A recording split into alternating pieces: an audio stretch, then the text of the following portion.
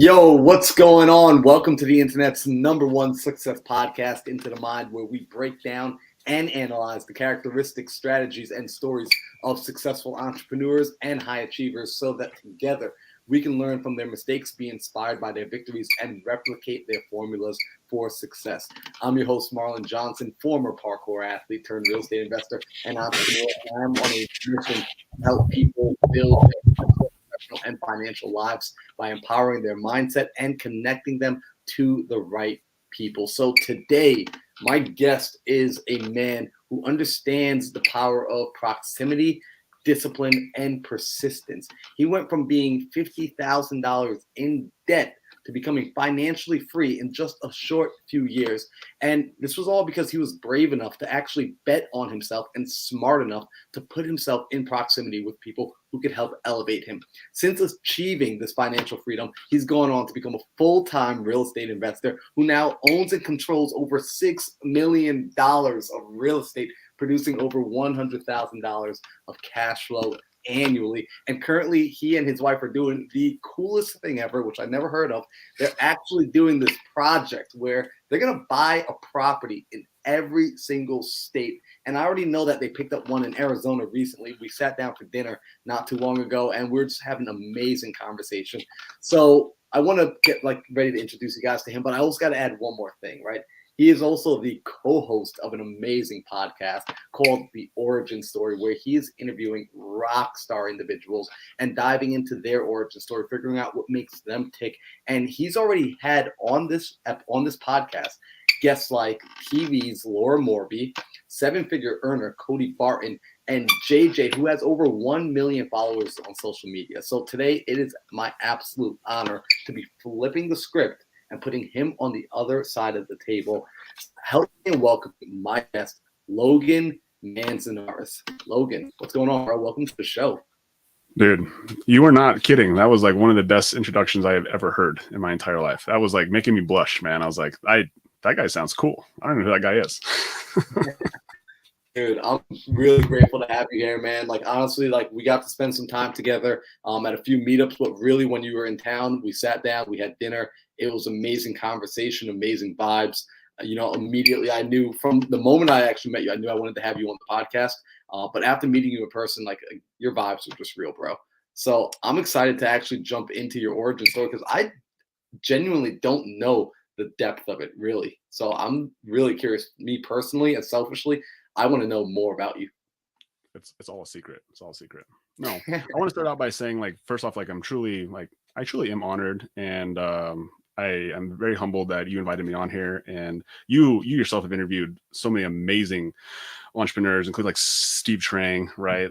And that's just one person that among many that you have had the opportunity to actually be able to sit down and chat with, and truly am very, very appreciative and very grateful for you to put me on the stage, because if you don't have to, you definitely don't need to, and you don't have to do any of this, but just really grateful for this opportunity. So I'll start with that. Bro, I love it, man. So, take me back, man, because you've been in the entrepreneurial space for a little while now. And I met you in the real estate space. However, real estate wasn't your first step or introduction into entrepreneurship. At least I don't think. What essentially gave you that bug? Take me back to, at what point did you decide, yeah, man, I think I'm going to go do this thing called entrepreneurship? Yeah. So I'm going to take you back just a little bit further than that. So I started 10 years ago when I started in the fitness industry, but I think it goes back a little bit further on why I got in the fitness industry. And it really all started when I was a kid, and I grew up in a military family. And so I was born in Ogden, Utah on an Air Force base. After Utah, we moved to Germany. So I lived in Germany for probably 3 or 4 years on an Air Force base. And then we moved to Texas, and we lived in Texas for a couple years. And then we ended up moving to Montana, and my mom ended up getting out of the military. My dad stayed in the military. He ended up retiring after 29 years. But I never lived in the same house for more than 2 years until I was 25 years old. Right. And so there was lots of I had lots of movement. There's always things going on. My home base was always constantly moving. Mm-hmm. And when my parents split up when I was 7th grade going into 8th grade, everything like totally transformed at that moment, because I had this belief and this like story in my head that my parents would be together forever, and when they split up, it was like pretty like it definitely hurt me, and I felt very wronged by my mom specifically in that situation. She's the one who left, and I did not have a relationship with my mom for probably a year or two after. Like, I did not talk with her, and this was before cell phones, right? So like, I'm not old, but like I was like on that verge of the millennial where I didn't get my first cell phone that was mine until I got to college, right? And so like we had a cell phone that me and my younger brother had, but it never left the house, or it stayed in the house until we left. But so it wasn't like our phones. And so I didn't communicate with my mom. Like, she couldn't get a hold of me unless she like came to my house, and we didn't have and we had a landline bed. I didn't answer that. And so I had this anger and this like rage inside me that was like a big source of it, or at least I told myself that was a big source of it anyway. But also, I was going through puberty at 7th, 8th grade, and although I look very handsome now, Marlon, I was one of those ugly ducklings, and I truly like hated myself. Even if I look like at pictures, I'm more perspective now. Like, I was pretty goofy looking, right? I had really bad acne. Got on Accutane. Actually, that's how bad it was. And Accutane was like the last thing. I did everything under the sun from 6th grade all the way till junior in high school, and then Accutane finally actually helped my acne. So I had terrible acne. My nose was big, still is big. My ears were big. Like, my head was big, and I was really insecure, and I was like super skinny. And a combination of that with the fact that my parents split up and that like really hurt me. I just was an angry young man, to the point where I actually went to anger management, and my dad put me in anger management for probably a year or two. And I remember sitting there talking to therapists and just like giving them absolutely nothing. It didn't help. And the reason why I was in anger management was because I was like punching holes in the wall. I was cussing out referees on basketball games. I got kicked out of basketball games like for literally cursing out a grown up in the middle of a game, like yelling at them, like yelling F words and calling them B words, and like it was bad, right? It was not good, not a good look for Logan. Getting in fights, getting ISS, getting kicked out of school, like all those things led me to anger management.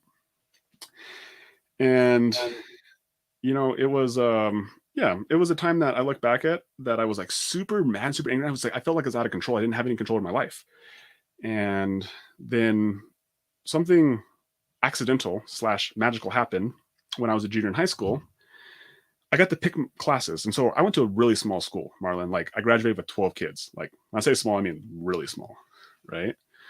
And so I went to a small school, so we didn't have a ton of choices of like electives that we got to pick. But when I became a junior, it was like the first opportunity I actually had an elective where I could choose like shop class, or I could choose advanced PE. And I was always an athlete growing up, so I was like, advanced PE, that sounds fun. I can go around and play capture the flag or dodgeball or kickball or whatever it may be. Well, come to find out, advanced PE was actually code for lifting weights and weight training. And at that moment, even though I was in sports, again, we went to a small school, so like weight training wasn't a thing. It wasn't something that we had to do. So it was kind of my first exposure to actually lifting weights, and it happened on accident. And I remember walking down into the basement of our gym, into our weight room. And so like we have our main gym up here, and there's like a stage, and then you walk down into the basement, into the dungeon, right? And like it's literally like you think of as the dungeon. And it's like everything is from the 60s in there. Nothing is brand new. The music plays really, really loud. Everything is grimy, dirty. It's dirty. And that was my first exposure to lifting weights.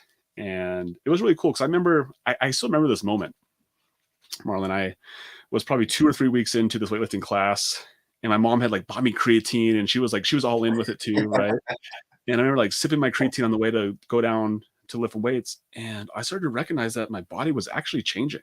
I was like, whoa. Like I still remember that feeling, like this is pretty crazy. And at that moment, I had like this glimpse of hope.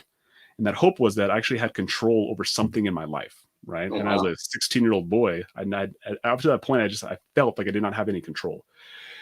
And so as I progressed, I started like I was either natural at it, or I worked really hard at it, or whatever it may be. But I started to see like results. I started to like actually start to get some muscle, and I started to like get really strong.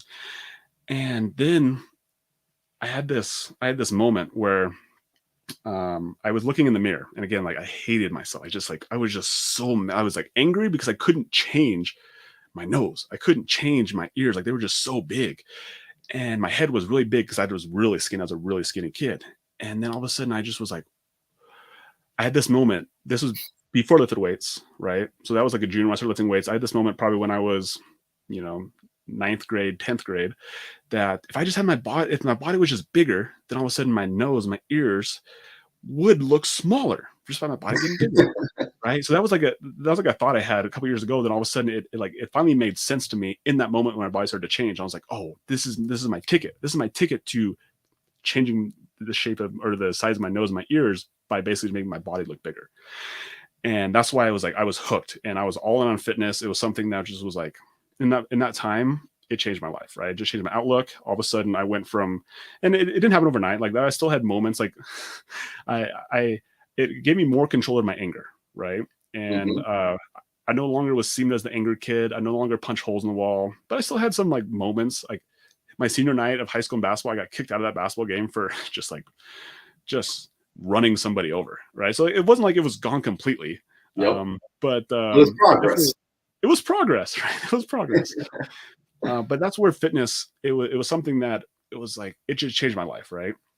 And so in my senior yearbook, I don't know if you guys had senior yearbooks or anything, but in there we put in there what we wanted to be when we grew up, right? It's like, I'm going to be this when I grow up. And I put in my senior yearbook at 17 years old, I graduated young, that I wanted to be a personal trainer. And so I just like, it just changed my life so much that I was like, I want to help other people do this. And so I went through college and got my degree, exercise science, and into becoming a personal trainer, right? Amazing. And so I started as a personal trainer in a big box gym. And I really learned quickly about sales because as a personal trainer, what most people don't realize is that you don't get paid by the hour. You don't get paid to just sit there on the clock.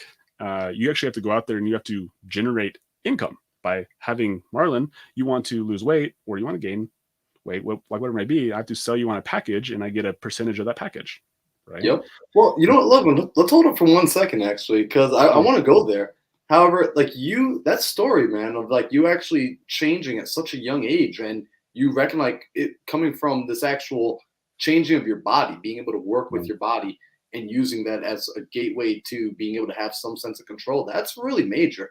And it's funny, man. Like I couldn't help but like in my mind laugh because like as you described it, brother, like I had a very similar experience of like walking into like that dungy, grindy, like weight room, that weight room cultivating you. Like it literally is like a boiler room that turns you out into a man. Yeah. And I want to ask you this, right? As you were starting to change, right? Did other people around you start to notice the change as well? Or was it all internal? Like, were you the only one that sort of changed? Or did you start to see that the rest of the world at some point, like, was there a lag time in between when you sort of changed and the rest of the people around you started to see it? 100%. I think that's the way it always is like you always see the change before everybody else does because you're excited about it. You're seeing the change. You're seeing yourself every single day. And then all of a sudden someone says something like, oh, they notice. Right. And and I'm actually now looking back on it, my perspective is a little bit different. I've grown from that. But I do believe that like you must see it in yourself first before others start to recognize it. That's huge. So yeah, I just wanted to highlight that for a second because I think that's one of the biggest things, like the change, and it's not even just a physical change as well, right? Like it's a mental change, like because like you said, like having that sense of control. And I think a lot of people don't understand that, like when you start to adopt any sort of fitness, when you start to adopt taking care of your health, it's not just for the sake of the physical body, right? Like there's this sense of control that we begin to have over our life, and that bleeds into everything else that we do. Yeah. So you start to dive into this world. You say you want to be a personal trainer, and then you find yourself out in the real world. So let's get back there. So you're at the big box gym. Yeah. And again, like I want to be a personal trainer forever. And as you know, like until you actually do a job or you do something, you don't actually really know what it is. And I learned really quickly that being a personal trainer was a lot about sales, way more about sales than it was actually about, can I help a client lose weight or whatever it may be? And full transparency, like I was actually never really good at being a personal trainer because I never really understood the sales piece of it for a very long time. I was just like, bro, like I can help you lose weight. I'm really passionate about it. And what so like I actually struggled. I was inside that gym for 2.5 years. And I was very fortunate that I had a manager who like helped me get clients and like honestly gave me a lot of clients because he was like trying to phase out of personal training. He was trying to move more into management. And so I ended up getting a lot of his clients. So I never really, and maybe looking back on maybe I was babied as well. Like I didn't have to learn sales. I didn't really understand that process that well. But I was like, dude, I was about fitness. I was about helping people, specifically strength training. And so that was like 2011 is when I started that job. And so I left in like 2013. So that time frame for everyone who's listening, like CrossFit was definitely like on the scene. Like I think the first CrossFit games was like 2007. So CrossFit was definitely there, but like strength training and the way that people like train now inside the gyms, like you see platforms on the gyms, like that was not a thing in 2011, 12, 13. Like it was not a thing, but that's what I was like. That's how I love to train. And I was teaching my clients about squats and deadlifts. And we were doing a little bit like of Olympic style training, but mainly just squats, deadlifts, bench press, a little bit of like cleans and things like that. And I was definitely I was the black sheep, right? Like all the other trainers didn't like me. The owner didn't like that I was doing that type of training out on the floor. And it just basically became a culture problem that like I really wanted my clients to have this opportunity to be able to do something that like I thought was so passionate about, which was strength training and like getting stronger and growing as a human being. And the environment we were in just it wasn't encouraged. And so I was like, okay, I need to like go create my own thing because we live in a small town. Like we're like under 100,000 people. And so at that time, there was only CrossFits and big box gyms. There was no such thing as like semi-private gyms or strength gyms. And I would have gladly went and worked for somebody. And I did. I looked around and tried to look for someone who I could just go work for them, but there was nothing around. So I was like, okay, I guess I'll just go start my own gym because I wanted to help my clients so much. And I knew I had no business plan. I had no idea how to get new clients. And unfortunately, I had like saved up a little bit of money where I could actually like go buy some equipment. But when I say buy equipment, I mean, all I bought was squat racks and barbells. And I bought like bumper plates and a couple dumbbells. And like, that's actually how I train clients. So that's how I started my journey, man. It was like completely not because I wanted to, just because I wanted to help my clients so much. And there was no opportunity for us to create that environment. So I decided I'd create my own environment. That's how that's really funny, man. And like that's actually really interesting because a lot of entrepreneurship, like that is entrepreneurship. Like if people really understand the premise of it, it's solving a problem, right? And sometimes it's solving your own problem. Sometimes it's solving a problem for somebody else that you see in the world. And sometimes it's solving both, right? Where, like you said, you were open to going in and working for somebody else, but the opportunity just didn't exist. You know, and that's really interesting because I'm sure your clients probably really appreciating the fact that like, wow, this guy really is going above and beyond. Like this guy is willing to go and create my own space. So as you decide to step out into the world, right? Like no business plan, no formal like entrepreneurship experience, right? It's like your parents, like you said, their family was military, so it's like not like you had anyone like saying like, oh, okay, Logan, like here's our blueprint on how to do this.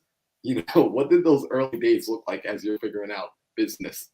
Yeah, it's so silly. I look back on, I was like very naive, and I was very fortunate because my plan was actually I wanted to find a place that was about $1,000 a month because I feel like that's what I could budget. And I was like, if I could spend $1,000 a month, and keep in mind, like I only had about 10 grand saved up, so I was like about 10 months of expenses of just rent. That doesn't include everything else, but that was my intention going in, and I couldn't find it.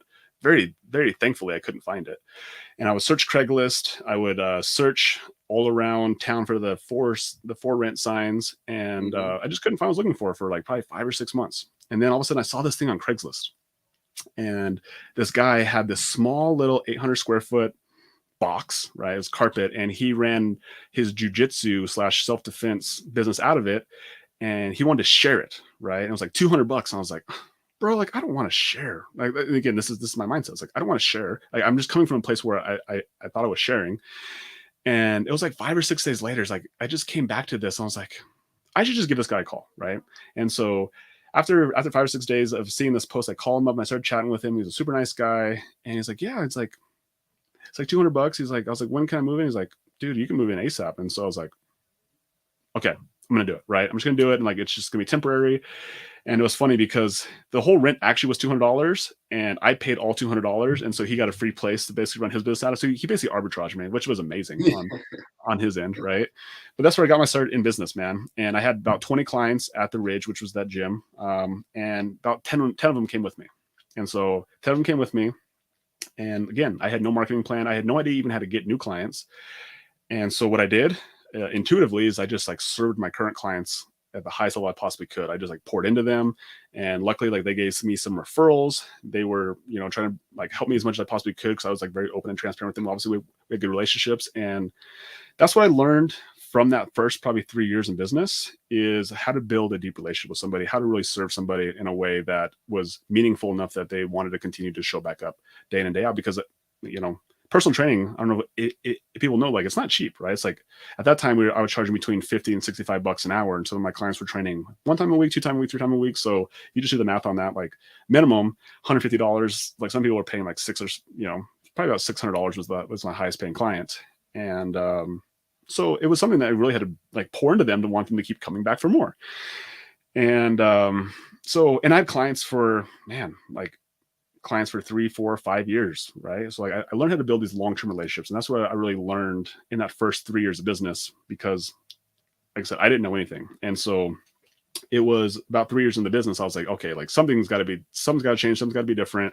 And at that point, of course, I had like started to look outside of like, now I realized I got to build a business. And so I started reading books, started buying courses, and there's a couple of books that like completely transformed how I thought about business. And one of them was called The E-Myth. I'm not sure if you've read that one. I love that book. Yeah, right? E-Myth Revisited, Robert Gerber. Or Michael Gerber, I think is what his name is. Gerber, right? Yep.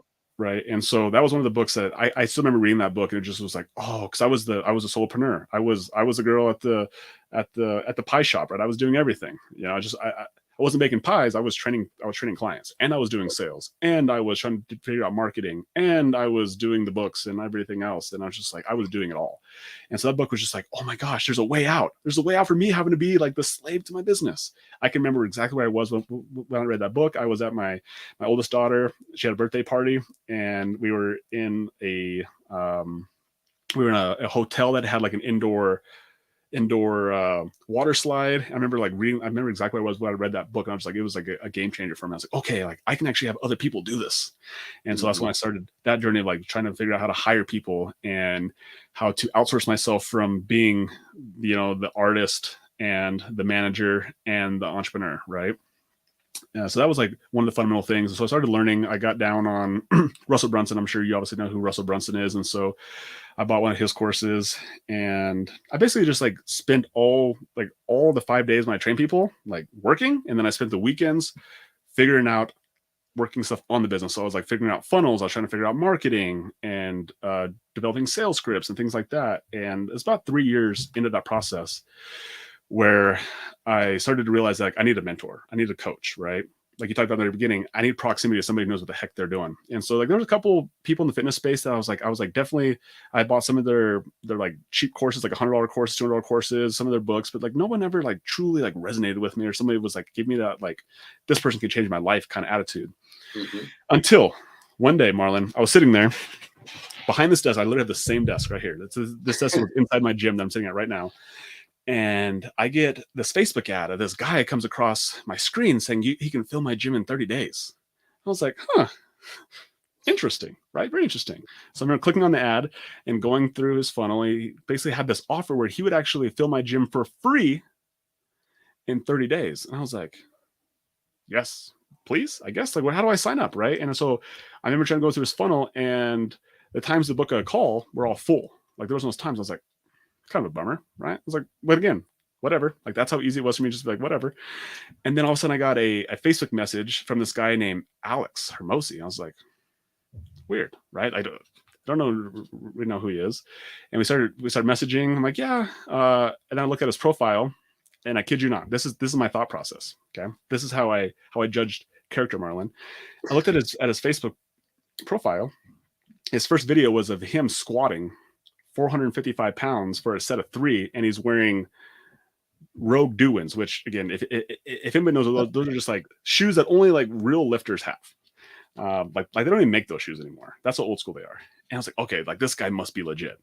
That was my thought process. Seriously, like some stranger off the internet, like that's my thought process. Okay. Because that's all I know. That's all I have to go through is like I'm trying to figure out shortcuts of how do I judge character and people, things like that. At the same time, I still want to get to my goal. Like I really want to get to my goal bad. I want to be a successful business owner. And so we have these conversations, and he's like, yeah, he's like, then he showed me a schedule. And he's like, dude, I'm so booked. He's like, but I have a time frame right here. And so I ended up booking a call. It was actually, it wasn't even with him. It was with his assistant. And I remember getting on a call with his assistant, and I was all prepared. So I thought it was going to be him, but it wasn't him. It was an assistant. And she started asking these questions. She was like interrogating me, Marlon, like interrogating me. She's like, how big is your business? How much revenue are you doing? How many clients you have? I'm like, I have 30 clients. I'm doing like $4,000 or $5,000 a month. And I've been in business for 3 years. And I just like, I felt like, I'm like, I don't know if I'm good enough. Right. Yep. Amazing. Right. Amazing. Like system that I was going through now as I look back on it. And she's like, okay. And her name was Jen. I remember her. She was an amazing human being. And so, so Jen was like, okay, Logan, I think we can help you. Right. So next step is I'm going to book a call with Alex, but Alex's schedule is so busy. This was like on a Thursday, I think, that me and her this call. She's like, I have like one spot open. It's on Saturday mornings, 8:00 in the morning. And I was like, yes, I'll be there. Right.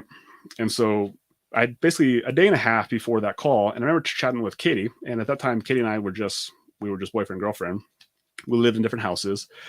And I remember telling her about this guy named Alex and about this system. I was like kind of excited about it. She's like, well, how much do you think it's going to cost? I was like, I honestly had no idea. She didn't tell me. She just said, are you ready to make a 4-figure investment? That's what it was, right?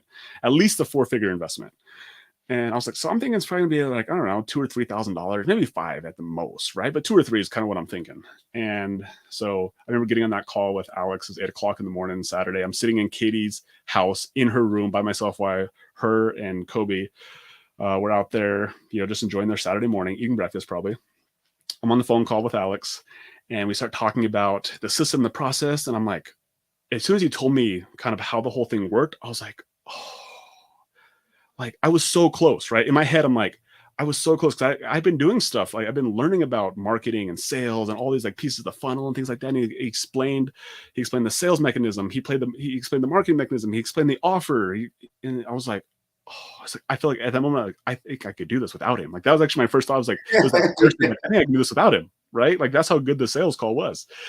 And then all of a sudden I got, I started to realize like it would be way easier if I just did it with him.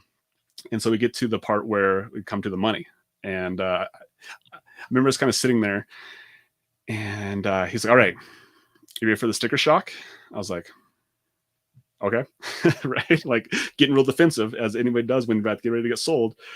And he's like, it's $10,000. And my heart just goes, whoa. Right? Because keep in mind, like I told you in the very beginning, like that's all I had was about $10,000. Yeah. And my heart just sank. I'm just like, I sat there in silence for probably 15, 20 seconds. And I said, what are the options? Right. And so he started telling me the options, and the options back then were not very good. They were either pay in full, or you could pay half now, or you could pay the other half in 30 days. And I was like, I guess. And so then I sat there again. I was just like, trying to figure out like, this is something I should do. And this is funny because Alex will tell the story sometimes, and he'll be like, then he just sat there in silence. He's like, and I knew it. Like I knew the first person who talked lost. So I just sat there, and then you said the magic words. He said, fuck it. and so yeah. And I was like, bro, but here's the truth. Here's the transparency. Is like that $10,000, like that money is actually underneath my pillow. It's in a little bag underneath my pillow because I was so afraid of losing that money that I wouldn't even put it in the bank. So I was like, you got to wait to take that money until I put it back in the bank. This was a Saturday. So I was like, let me put it in the bank. You can take that money, And so he got my bank account information and all that stuff. But wow. Dude, so funny. And so I gotta keep going because like this is like one of the most pivotal moments in my life. And I left that conversation and I had to go help a friend. I promised a friend I was gonna help him move that day. He was a kid I lifted with, and he lived like 25 minutes away. And Alex told me that like he would give me the content information like right away. I could start on it today, right? Because I was like very worried about like how do I make this money back? And he promised me that he could, that I would make the money back. And dude, I left my wife's house to go help this kid move, and I just freaking cried, man. I just was like, I was like, dude, my life is going to change. And I actually had no idea. Like, I was like, either it's going to change because like this thing's going to freaking work and like it's going to go to the moon, or I'm going to lose everything and I'll be out of the gym business. But I knew my life was going to change, and I was actually okay with either way. I was like, it's time. It's time for me to actually go all in on this thing and to prove either way. Like, I was actually okay with either way, and it just got me like really emotional. And I remember crying since I left, and I remember getting to Livingston, which was this town about 25 minutes away, and helping my buddy move. I probably spent 4 or 5 hours helping him move. And of course, the only thing on my mind the whole freaking time I helped him move was like, I got this thing. I want to go dive in and learn the information and learn the process and like start getting it set up. And I probably got back. I left his house probably like 2 or 3 in the afternoon, and I went right to my gym. Right, didn't go home and right to my gym, and just like sat down on this freaking desk I'm at right now. So funny. And just got down on the information. I just consumed it, right? Consumed as much as I possibly could. That was like a Saturday. So that was like Saturday night. I came home and got up early Sunday, consumed it all. Had my team meeting on Monday. I had a small team. I think I had 3 trainers, and I just told them the situation. I had a very frank conversation with them. It's funny because I thought we were talking about like before this call. I was just like, hey, here's the deal. I spent all my money on this thing, and things are going to change. We have no choice, and like it's going to work. And if I have to go knock on every single door in Bozeman, Montana to get clients to show up to this freaking gym, I will do it. And that's exactly what I said to them, because I had no idea, dude. I literally didn't know what the system was. I still didn't know what the system was really at that point. I hadn't seen it in action. Like I had like gone through it conceptually, but I actually hadn't seen it perform. And but I just let them know like where I was, and like, okay. And like they were all in, like there wasn't any selling on them. Like I couldn't afford for them not to be all in, right? Because like it was like this thing was going to work. We're all not going to have jobs. And so that was a Monday, and then Tuesday I turned the ads on, right? So I turned the ads on, and again without knowing what to expect. And then all of a sudden we started getting leads coming in. And all of a sudden the first one came in, and all of a sudden it was like we had 20 leads all within a couple hours. Then dude, we had like 30 or 40 leads, and then people were booking appointments.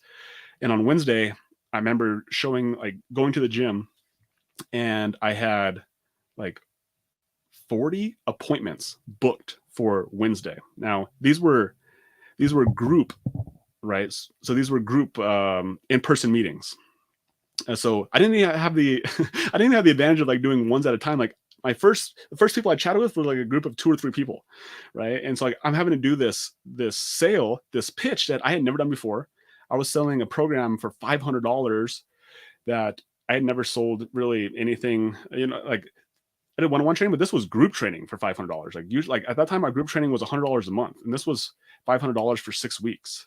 And I was like there were so many limiting beliefs, like so many things, but I didn't have a choice. Like I literally gave all my money away. So like it was like it didn't matter what I believed. I just had to trust, right? I had to trust. And so we did our first sale on Wednesday, and I sold every single day. Saturday, Sunday, I did it for 30 straight days.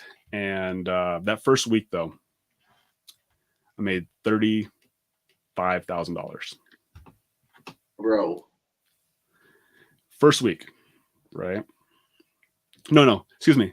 I sold 36 people. I didn't make 30. I sold 36 people. That's what I did. I sold 36 people. So that was like $15,000, right? Or $16,000 or $17,000. Sorry about that. Still crazy. Yeah, it was just like, so all of a sudden I was like, my fear was like, I need to get this money back, right? And then all of a sudden it went to like, holy crap, I just sold 36 people and I just made $15,000. And then the very next week, I remember waking up in Katie's bed and just like really freaking out. I was telling her, I was like, I'm so scared. I'm so scared because we have so many clients and I don't have a place to put them, because my gym was really, really small. It was like, my gym was 800 square feet. It was like super, super teeny, right? And so I had like, where am I gonna put these people? So I had to get creative. And this was April 2017. We're in Montana, and I have this small 800 square foot gym, and I have like 30 people inside a class. And it was just fate. Like the weather was nice. For whatever reason, in April in Montana, the weather was nice. I got to open the door up, and so we got to use the parking lot as like part of our gym, which in Montana that's not normal. That's not something that you can bank on. And so it just was like fate that we were able to do that. And Alex and I wanted to stop selling. So like I had met my need, right? I met my need of wanting to get that money back. But then Alex said, "Hey, I have this thing. It's a mastermind. It's called Legacy, but you can only be in it if you sell 100 clients." So I was like, this is pretty good. And they started telling me like, and at that program, I'll share with you how you actually turn this into a business, how you can have other people do sales for you, how you can turn this into an automated thing. You make 7 figures, all those things. And I was like, I want that. That sounds cool. And so I kept selling, right? I just kept selling, even though like I had this fear of like, I don't know where to put people. There was no place to put people. I was like putting people outside. I was overflowing classes, and I created a lot of freaking problems. And within the first 30 days, Marlon, I sold 105 people at $500 a month. So you can probably do the math on that. And the previous year, I literally had made $60,000 in the previous year. And I just made that almost in a single month. Bro. And my life completely changed, right? Completely changed. And so that was my rocket ship to where I beat my head against the door for 3 years, just trying to figure it out by myself. And then I invested in a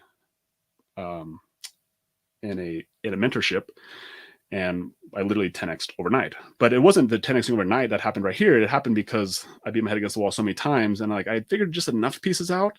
But it was really when someone put it all together for me that allowed me to what seemed like go to the moon. And so over the next, 2017, over the next 2 years, we had we made good money, right? Made good money, was able to learn how to manage money and save money. And that's when our journey into real estate kind of started. And we ended up buying our very first investment property in 2019. And we bought it literally as traditional as you possibly could, Marlon. We got a loan from a bank. We put down 25% down, and our property cash flowed like $600 or $700 a month, and it was like a 8 or 9% return. Like that's how our journey into real estate started. Probably a lot different than maybe some people who come up like in the wholesale world or look at doing creative finance. Like that wasn't our journey into real estate, because we had this thing over here, this business that created the income for us, and then we just started investing the traditional way. So let me ask you this, right? Because I got an interesting question for you, because essentially that's a massive, massive financial jump, right? To go from, producing maybe $50,000, $60,000 in a year to being able to produce basically that sort of income in a month, right? As that started to happen, and as you start to like get this new feeling, like what change did you start to feel inside of yourself, if any? Like, was there any sort of change that got produced inside of you? Was there like an internal, you're like, life is kind of different from this vantage point? Yeah, I mean, there's a ton of things that change, right? Like in that moment, it taught me how important having proximity to people who know what the heck they're doing, how important that really is, and how fast you can like change your life. Like it gave me the belief that you actually can change your life in a moment by putting yourself around the right people. Now, it didn't all happen in that moment, but when you're able to do the work back here, when you put yourself finally in that room and you're ready, dude, literally, you can walk into a room and you can walk out a different person. And so that was like one of the fundamental beliefs that I learned from that experience. And so I take into all the mentorships and the things that I continue to do now is I know how important that piece is and that mentorship is, but I also realize how important it is like trying to do as much stuff in between there, not being reliant and dependent on mentors and people specifically, but taking it into my own hands, like, here's what I do. And then when I get myself in a situation, I can take full advantage of it. And I can truly like have the belief and have the understanding that I can like truly like change my life, like in a freaking moment.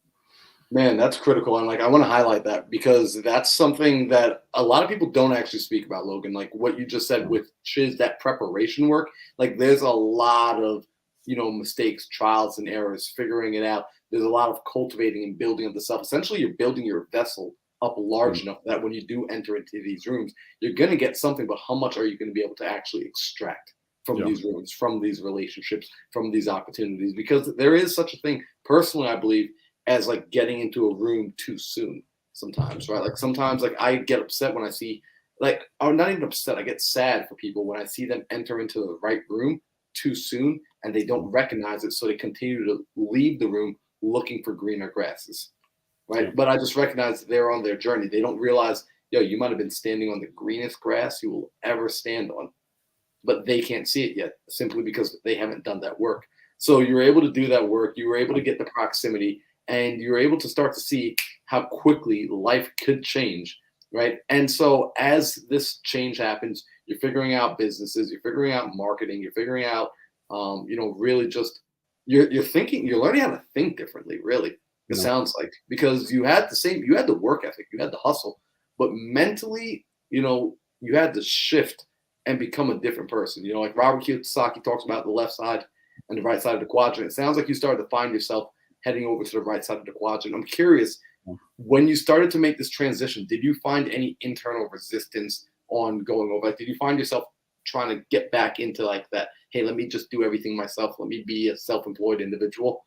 Did any of that start to kick up for you, or was that pretty much dead? Always. Yeah.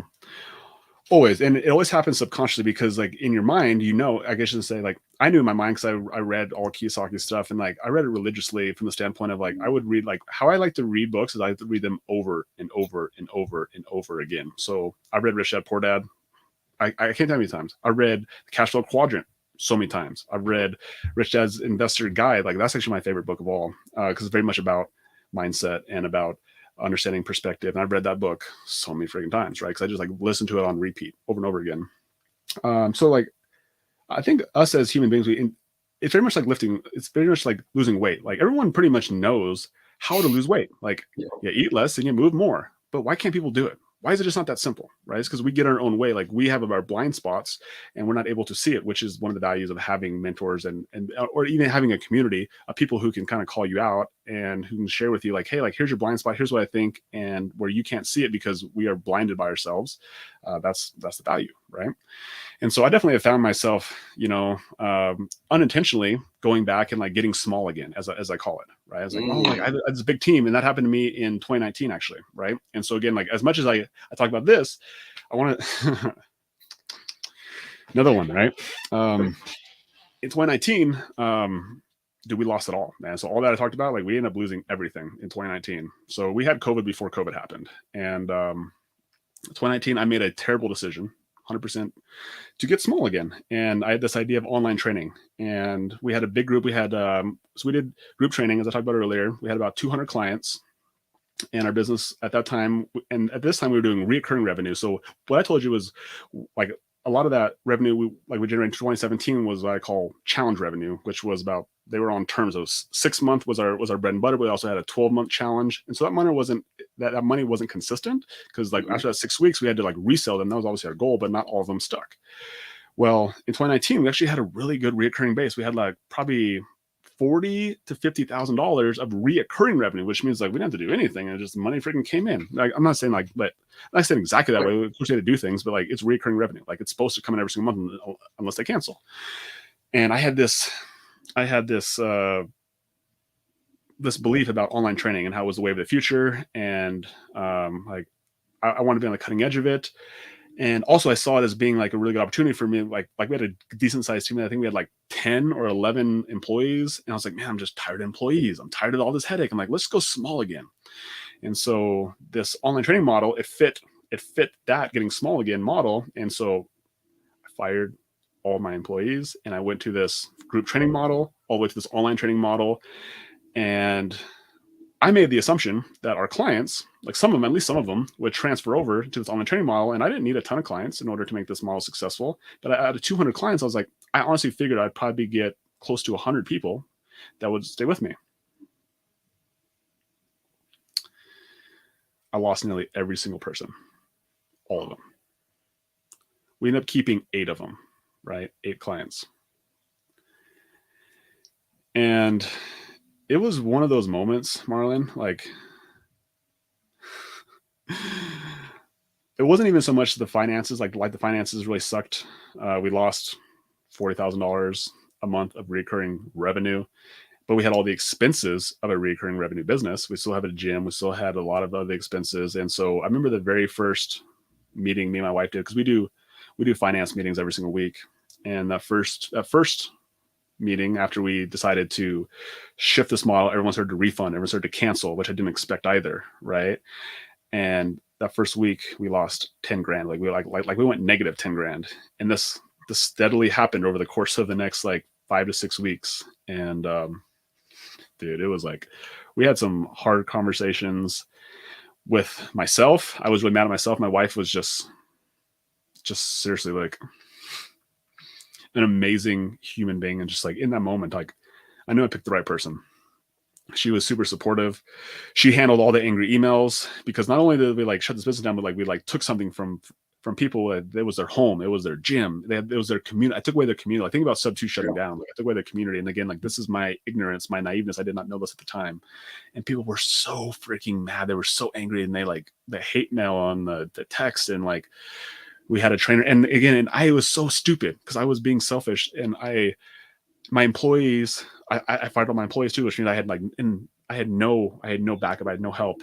And the threads, there's like threads and like of people hating on us and telling it was just bad, right? But my wife, she handled all of it. She handled all the refunds, she handled all the emails, and like made sure everyone was like taken care of, everyone was made whole.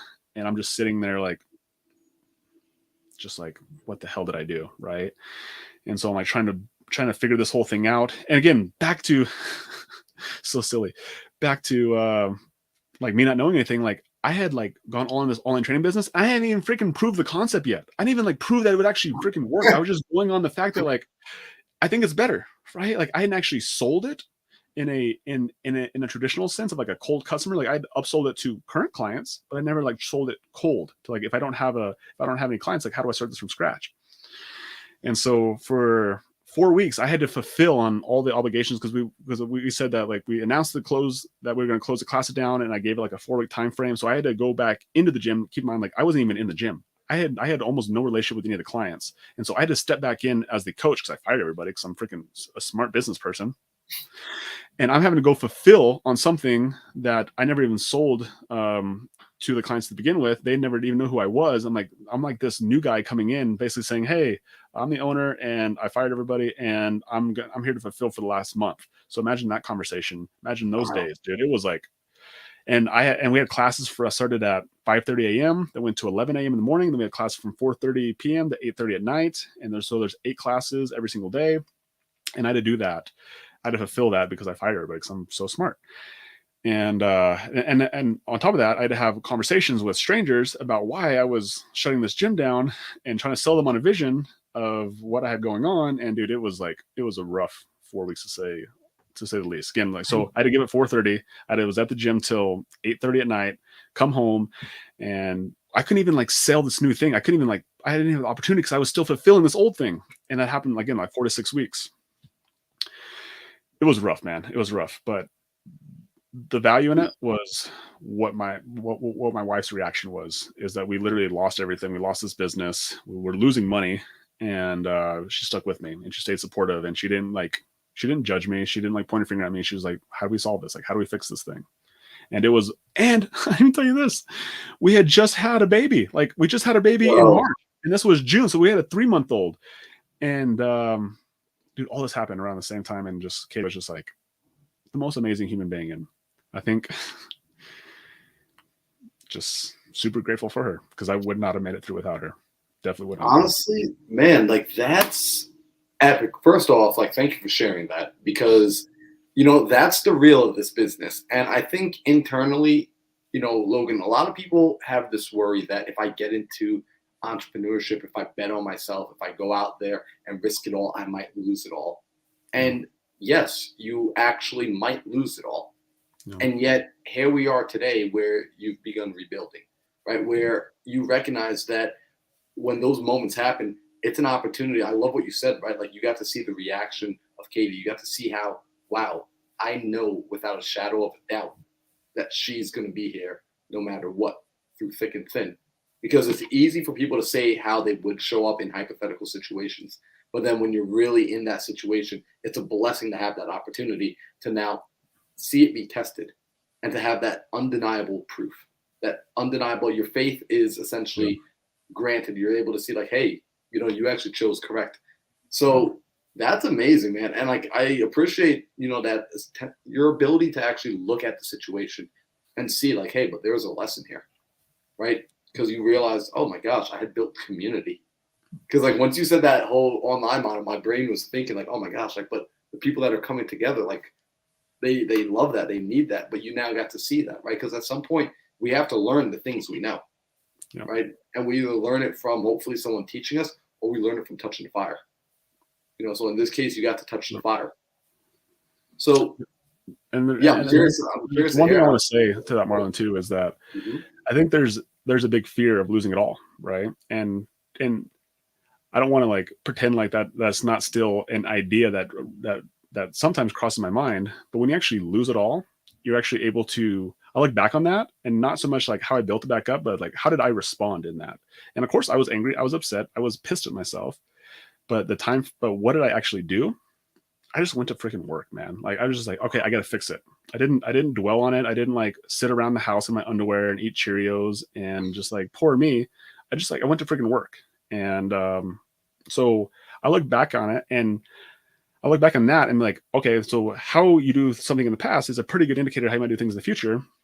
And so how I run my business now is like I am obviously more aware of situations based on the things that happened in the past. And so I try to make better judgments and try to put myself in situations where we are less likely to lose it all. However, I think about it from the standpoint of like, what is the biggest risk that I lose it all? Like, I see what I did back here, where the chance of me doing it again are relatively high.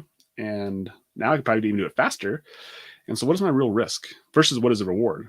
And so while people sometimes look at some of the things that we do as maybe risky, I'm like, what am I risking really?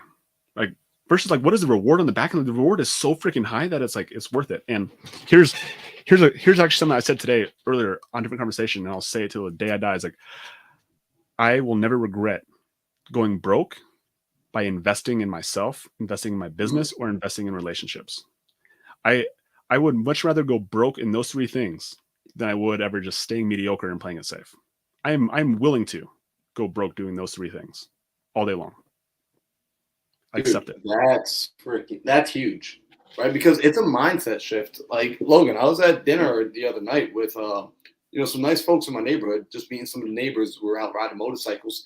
And, when they finally, like, they were asking me, like, what I do, and I was explaining how I invest in real estate, I can never do that. Well, why not? Well, it's just it wasn't even a concern about money. It's too risky. Yeah. What happens if I, like, buy the wrong property and I lose that? What happens if the market crashes? And I realized, like, wow, people are so afraid of betting on themselves. And I told him I don't have a crystal ball, but what I am confident in, and it sounds like you have the same confidence, is I'm confident in my ability to adjust and problem solve and pivot in the worst case scenario, because none of us can predict the future. However, I know that because I've been tested, right? I've been tested through these situations. I lived through situations where I have lost it all. Now you've lived through situations where you have lost it all, where you can go back through your recollection and say, well, like you said, how did I respond? Right? I showed up and like, bro, I love that you got back to work. And the fact that you honored your prior obligations, because that's a big thing, especially as people start to transform. And I want to like highlight this for them is like, as you start to transform and you do evolve and you do become this new person, the past you still have to recognize that past you made commitments. That past you said they were going to do things. And if the new you is going to be this evolved version, it's got to honor all of your commitments, including the ones that you are no longer necessarily feeling like doing. Because I can imagine like having to show up to your clients, man, and they're just like, who the heck are you? You did what? Oh my gosh. Like, bro, like that's big, man. Like, honestly, that says a lot about your character. The fact that you saw that through to the end. Yeah, I think that's actually, it's funny you said that, because I haven't actually like thought about it from that perspective, but that's one of my values is that right there is just making everyone whole, making everything right, and honoring the commitment, having integrity. And yeah, dude, it was definitely thank you for pointing that out. That's actually something I didn't recognize, but it's something that I'm actually really proud of, is that I can always look back on every situation and make it whole, like make sure everyone got paid out, make sure like if anyone wanted a refund, give them their money.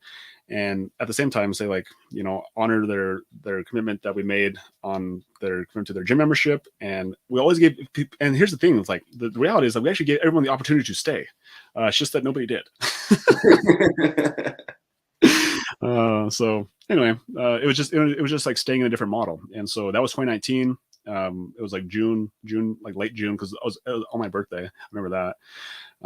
And so again, that was before COVID. And so like how the story kind of like turns back around is like think about online training now. People are like, online training, that's awesome. Well, keep in mind that was June 2019. No one knew what online training was. It wasn't a thing.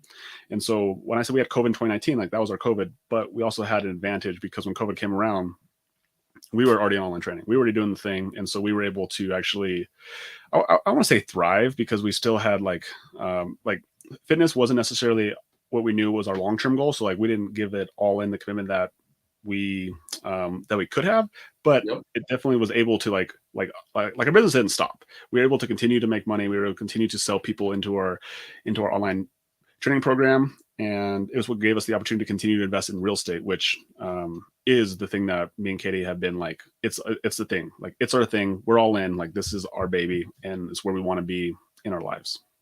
Dude, so that's really cool. And I was going to ask you that, right? Like, did you end up stopping? Because I think a lot of people get hit with that, that stone wall essentially, right? They had a viable product, they pivoted, everything just came crumbling down. And in most situations, I'll be honest, like I've had a situation like that where it's like everything came crumbling down. And actually, I guess in hindsight, I didn't stop, but I took a pause, right? Like Yeah. I hit the pause button because it was so devastating. Like it hurt. It was like, wow, like I'm an idiot. Like I really screwed up something big time. But then getting back in the game, so you stayed in the driver's seat, right? You were like, yo, this car is going downhill off the side of the mountain, but I'm going to steer it to the best of my ability.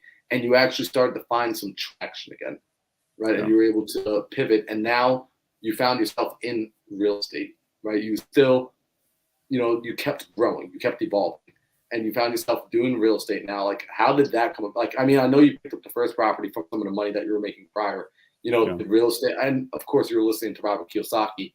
So I'm sure that starts to influence you, and you start to see, oh my gosh, this is the vehicle that has created the most amount of wealth throughout history. So Yeah. like literally nothing else has topped this as a, in the sense of longevity when we start looking at long time horizons. So you and Katie make the decision that real estate is essentially going to be a part of the vehicle, a part of the picture. Yeah. So I knew I wanted to be in real estate in 2015. That's when I actually read Rich Dad Poor Dad.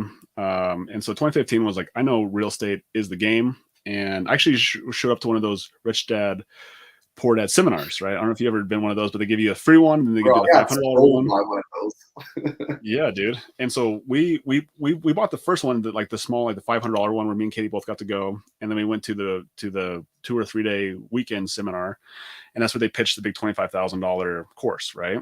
And so that was like 2016. And so here's what's amazing, because people always ask me about mentorship and investing, and like they see me now. They see me like we obviously invested. I told you about Gym Lords, which was Alex's program. We've invested in multiple other programs, including Sub 2, which is when we're in together. We're also in Chris Crohn's mentorship as well. But that moment in 2016, when we showed up to that Rich Dad Poor Dad seminar, I realized that like we were not ready. We were not ready for that. I did not have the money. I didn't have the resources. I didn't have the bandwidth, because I still hadn't built my business up. And I still was like, at that moment, I was still wanting to build my fitness business up. And so we actually ended up saying no to that opportunity to invest in that. And it's funny because there was another guy who's in my local investor club right now. He's at the same freaking Rich Dad Poor Dad thing, and he invested in it. And guess what? He became successful, right? And he became successful, and I became successful, but we did different paths. But we both ended up in the same place. Like, he owns a ton of multifamily. He's an amazing human being. He was able to quit his engineering job, and so it's funny. Like, we were both in that same freaking room.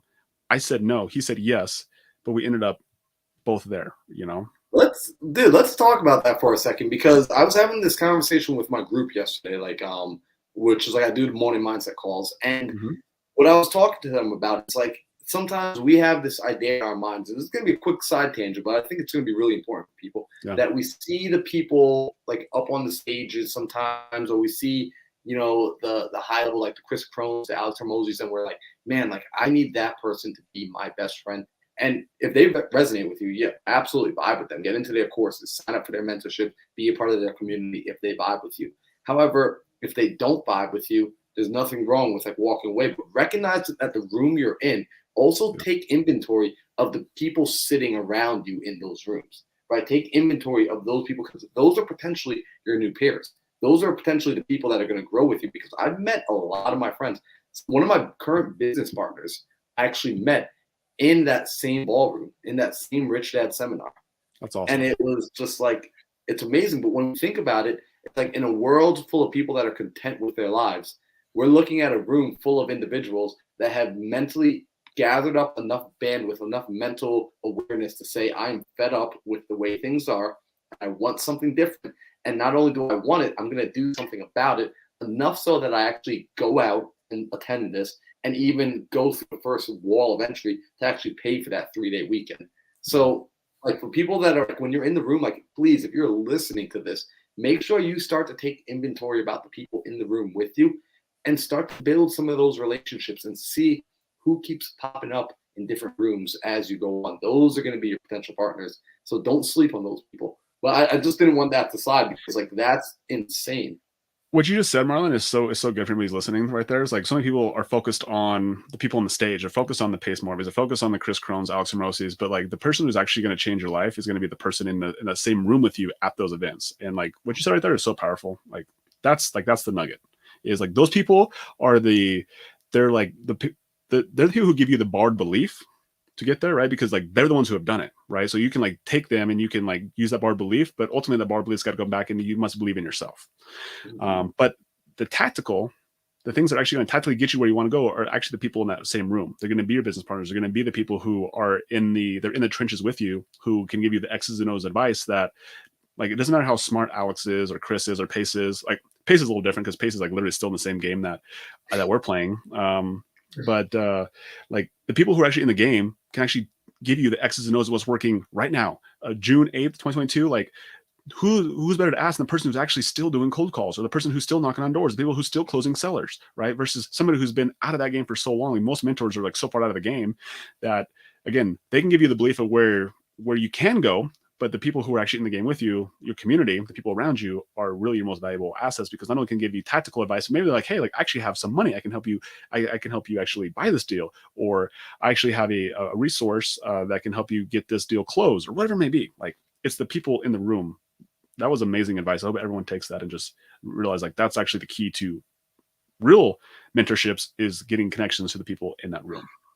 It's the community. I still like, when people don't see the power of the community yet, I'm still like, all right, hey, everyone learns at their own pace, so people learn at their own speed. So you're in this room, you say no to the opportunity right now. And I'm so curious to know who your 3-day speaker was.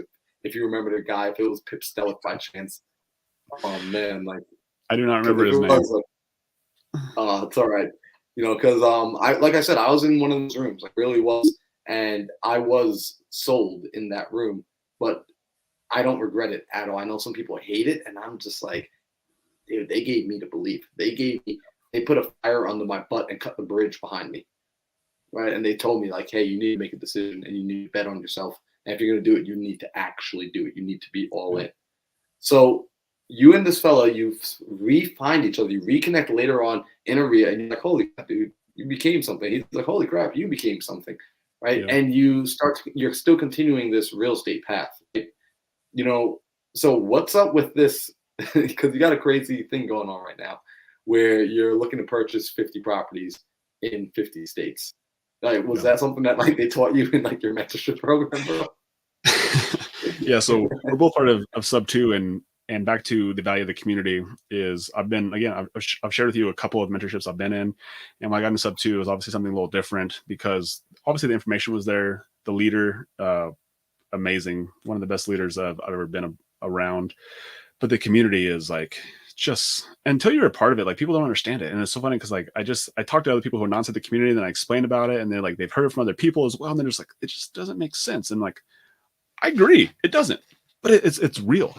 And it took me probably 3 months, Marlon, into the mentorship, where I was like, okay, like I was talking about it like it was real, but I wasn't acting on it like it was real. And so once I started acting on it, I went all in, man. I went all in. I just said, I'm going to start networking. I'm going to start to meet as many freaking people as I possibly can in this community. And I wanted to do deals with people all over the country, but I realized, and my initial thought was like, I wanted people to come do deals with us in Montana, right? But I started to realize that most people didn't want to do deals in Montana. Fair, by the way, totally fair. And so I was like, well, if you're not going to come to Montana, then I'll just come to freaking you. And so I got this idea that like, let's just go buy properties in every state, and let's partner up with a sub two student on all these transactions and make sure we do partnerships all along the way.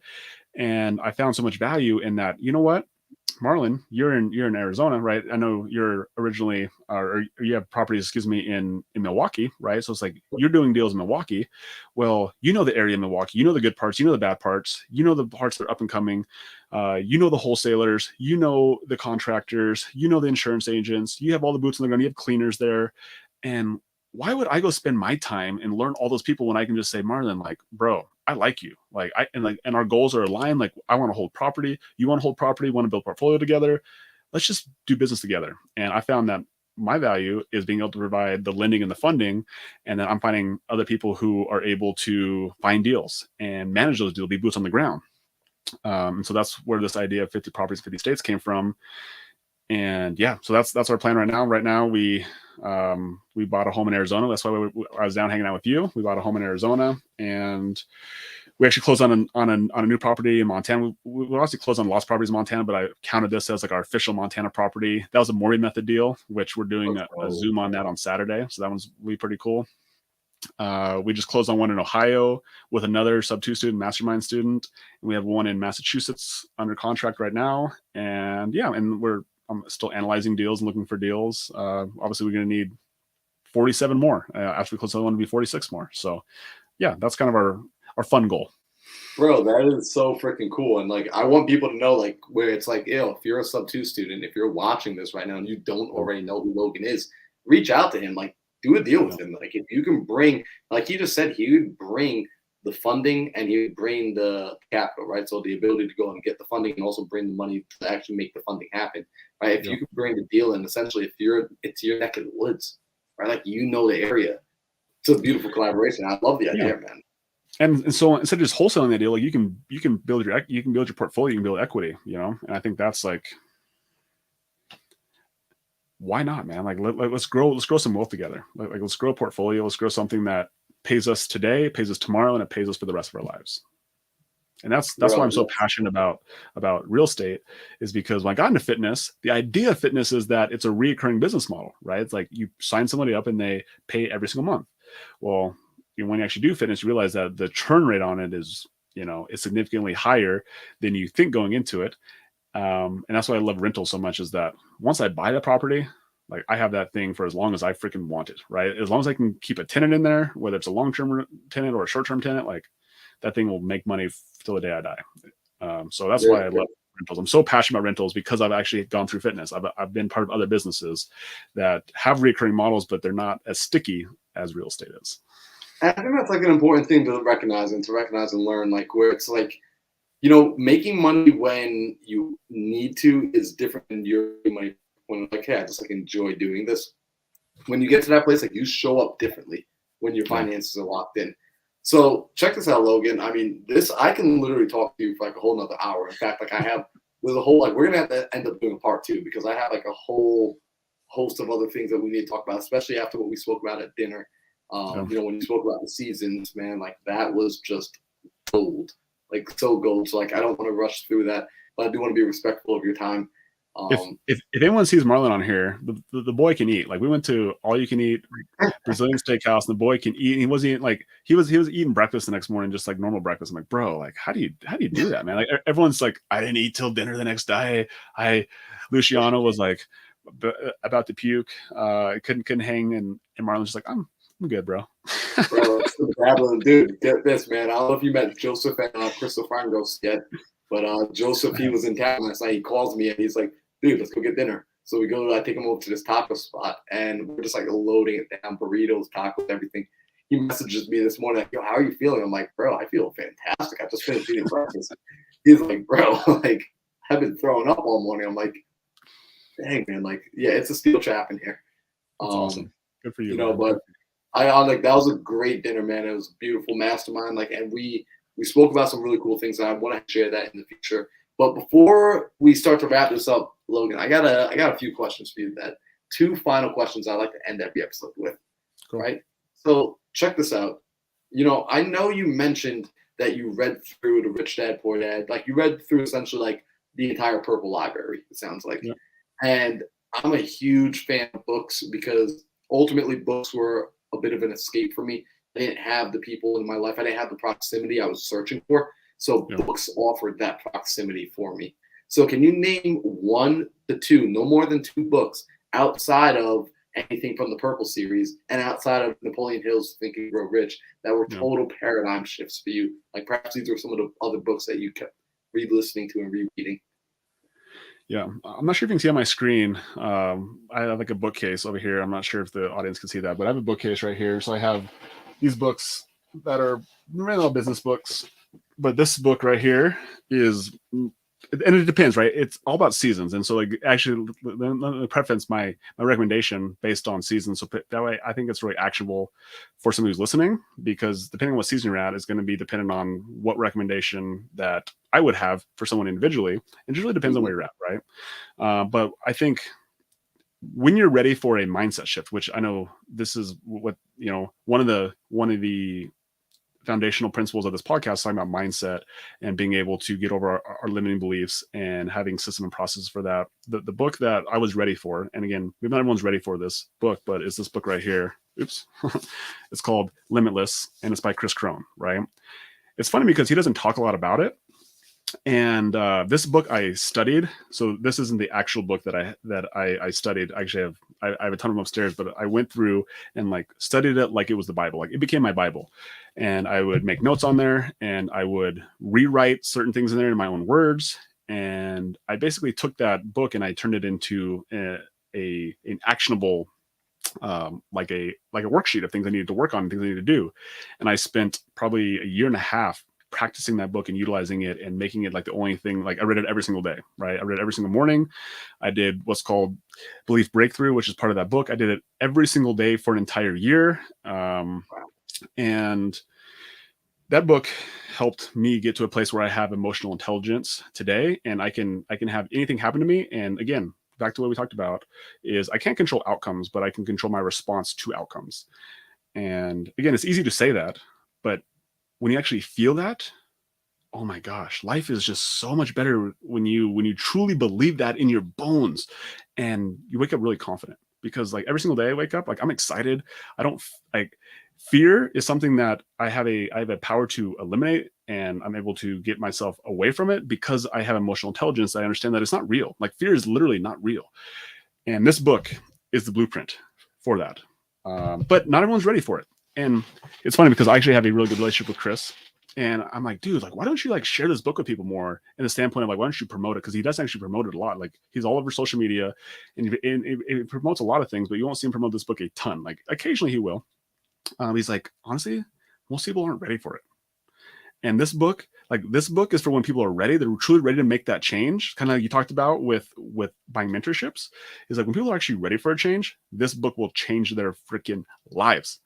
But when they're not ready for it, like it's too early for most people. It doesn't give the same justice until someone's ready.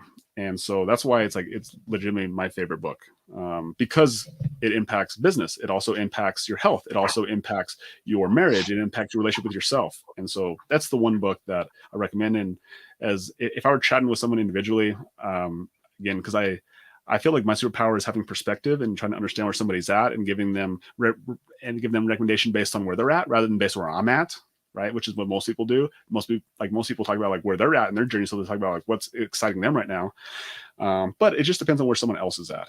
And so again, like I can't truly give someone amazing advice based on where they're at because I don't know where they're at. But the one book that I say that when someone's ready for change and they're ready for like a process and of actually like step by step, Limitless by Chris Crone is like my favorite book for sure. Dude, that is like, I think probably the best book recommendation I've gotten on this podcast, where it's like, I don't know, like if your intentions was to make me feel challenged and like, feel like I need to go pick this book up immediately, but like, I'm going to get this book, and this is selfishly how I build out my library. You know, like I get great recommendations from people, so it's like I'm excited. You know, Chris Crone is definitely very intelligent man, and I love what you said, man. A year and a half of going through this book religiously, and that's personally the way I like to read books. Like people look at me like I'm crazy because I reread books.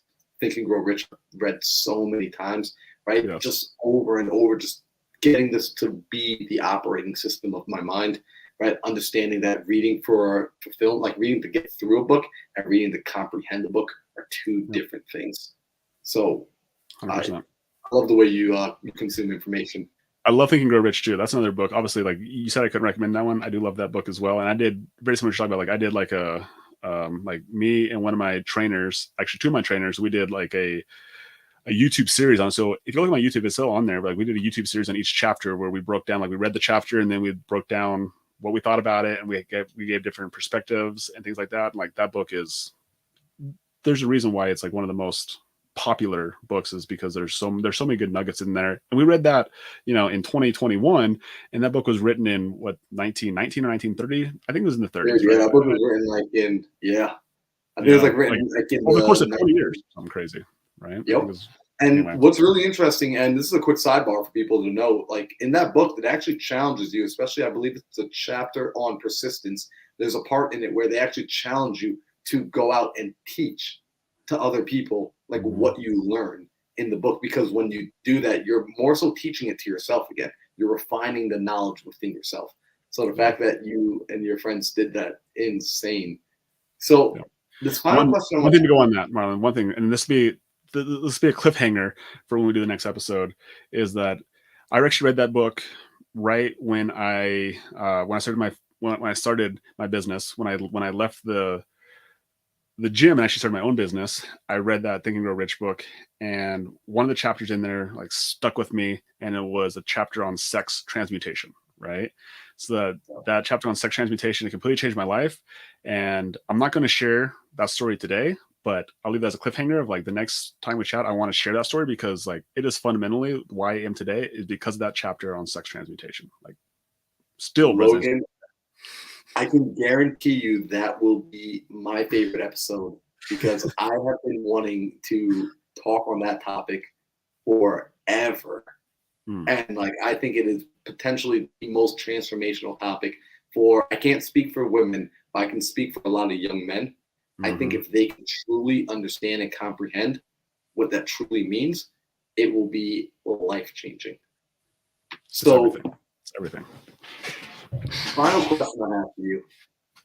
I want you to imagine something now. I want you to imagine that tomorrow you wake up, and as you're beginning to wake up and you're beginning to come to consciousness, you are finding yourself to be a blank slate. Like you don't remember anything, Logan. You don't remember the childhood. You don't remember moving around. You don't remember weightlifting. You don't remember the challenges, the ups and downs, the transformation.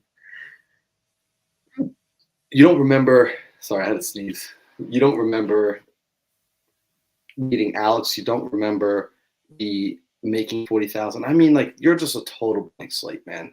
You're still the same age, right? And as you find yourself opening your eyes and coming to consciousness, you're not freaking out. It's not a Saw movie. You're not scared. So there's no worry. You start to have a thought.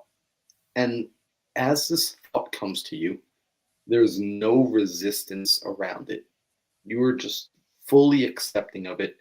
You don't question it, and it gets lodged in there, and it becomes the foundation of everything else to come.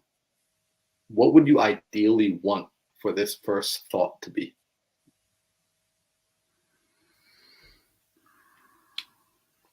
You know, I think my first thought just came to me is I want to wake up and serve. I want to wake up, like, how do I wake up and serve the best every single day? I think that's what I want that thought to be. It's like, that's the game I want to play every day, is how do I serve? How do I make that game? How do I turn it into a game, and a game that I can win every single day, and in a way that I can see progress and I continue to get better at it and make it make it something that is fulfilling and it's rewarding, and it's something that I can play for a long time, like for the rest of my life. I think that's, I don't know. I don't even know that's what the question was, to be completely honest with you, but that's the first thought that came to my head. Man, what's really interesting. I like that because first off, one day I was letting everyone know, like, I'm gonna put together a book of everybody's answers because, like, I truly love the answers I get, and some of the people that I get that have like the most depth to them, and a lot of people have depth that come on the show. Their answer, their answer, typically is a question, right? They're asking themselves a question, which is what you just did. So I love that. And I don't know what just like went down my throat. Like, bring me the tail, man. You know, so Logan, for people that were listening to this and that are watching this now, today, and in the future, who are like, oh my gosh, I like this guy. I like the fact that he was vulnerable. I like the fact that he was raw. I like the fact that he's doing this really cool journey of going around the U.S. and partnering with different people on real estate deals in every single state. And they want to get a hold of you. They want to get connected to you. How can they do that? Like, where should they go? How should they find you? What's the best place for them to get connected? You can find me on the second episode of Mindset Marlin. That's the first place you can find me. Drop me some DMs in the comments on there, and then Instagram, like at Logan Lee Manzanares. I'm very active on there, on YouTube as well. Like Marlon said, we have a podcast that we interviewing people, and as much as I love this right here, to have an opportunity to share my story, I'd love even more to be on the other side and interview entrepreneurs and investors and people who have amazing stories to share. And so, yeah, I mean, YouTube, Logan Lee Manzanares, Instagram. If you're inside Sub 2, obviously you can find me on Facebook inside there. But yeah, dude, we're like, I'm really in this season right now of, and again, like that question, maybe in 6 months is different, right? Like the answer to that question, it definitely is going to be different in 6 months. I'll have more clarity on where we're going. I'll be in a different season. But right now I'm in the season of, I really just want to be around people. Like, I think it came from me shielding myself from people for so long. I thought I was an introvert. I told myself I was an introvert. I limited myself, saying I want to be by myself. Like, I do better. I'm the person who does it all by myself. And now I've just like found this.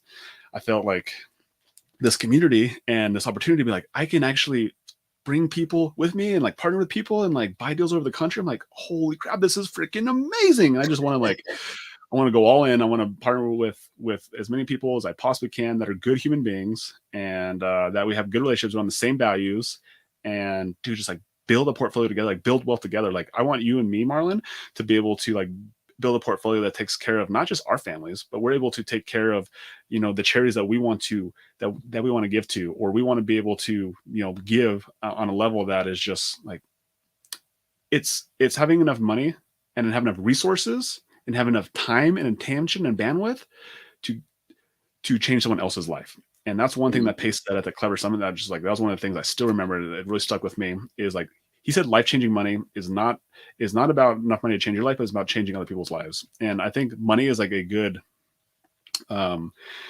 asset people talk a lot about, but ultimately, like, what is really money for? And it really is like to use to change someone else's life.